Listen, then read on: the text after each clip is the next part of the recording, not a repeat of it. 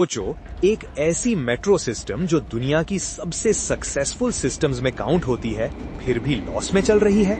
रोज लाखों लोग सफर करते हैं, स्टेशंस भरे रहते हैं, ट्रेन्स फुल होती हैं।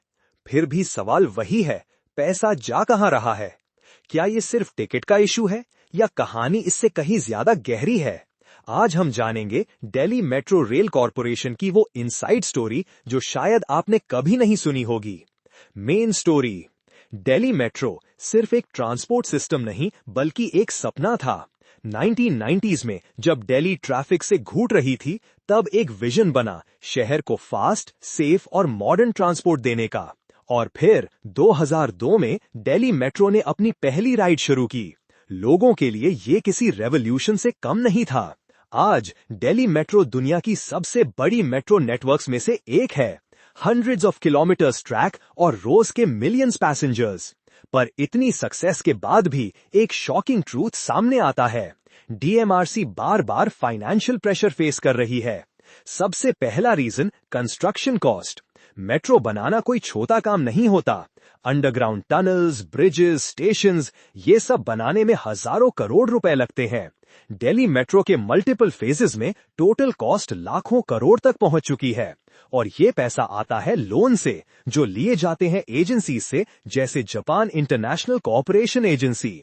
लोन लेना आसान होता है, पर उसका इंटरेस्ट चुकाना सबसे बड़ा चैलेंज बन जाता है। हर साल डीएमआरसी को ह्यूज अमाउंट सिर्फ इंटरेस्ट और लोन रीपेमेंट में देना पड़ता है।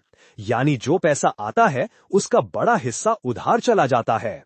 अब बात करते हैं सेकंड रीजन की, फेयर कंट्रोल। आपने नोटिस किया होगा, दिल्ली मेट्रो का टिकट इतना महंगा नहीं होता। गवर्नमेंट इंश्योर करती है कि आम आदमी भी अफोर्ड कर सके। इसका मतलब क्या हुआ? रेवेन्यू लिमिटेड हो जाता है। जब खर्चा ज्यादा हो और इनकम कंट्रोल में हो तो लॉस होना ऑलमोस्ट पक्का है।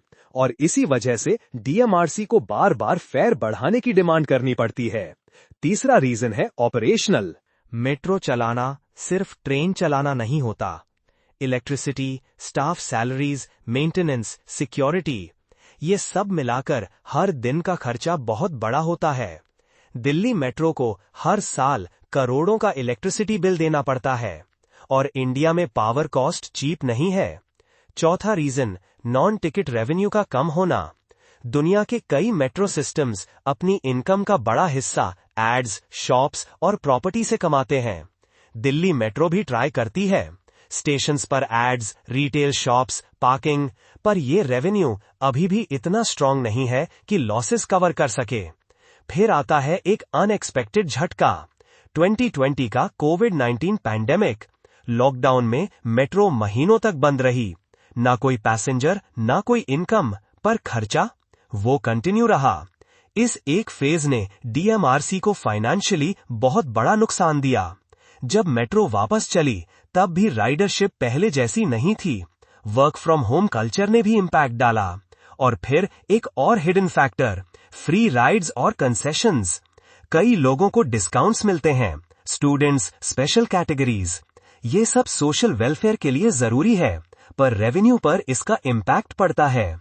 अब सवाल ये उठता है, क्या दिल्ली मेट्रो सच में लॉस में है या कहानी कुछ और है?